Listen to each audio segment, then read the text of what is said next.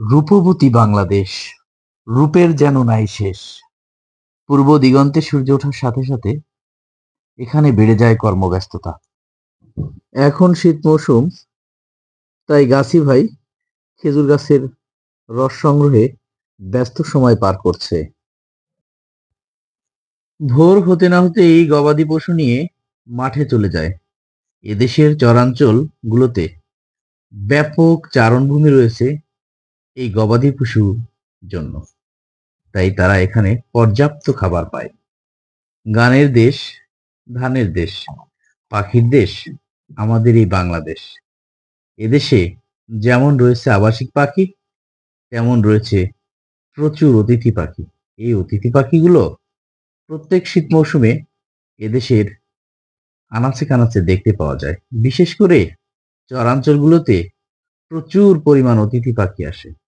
তাই আমাদের সকলের উচিত এই অতিথি পাখির সাথে অতিথি সুলভ আচরণ করা এবং সুন্দরভাবে তাদের বিদায় দেওয়া।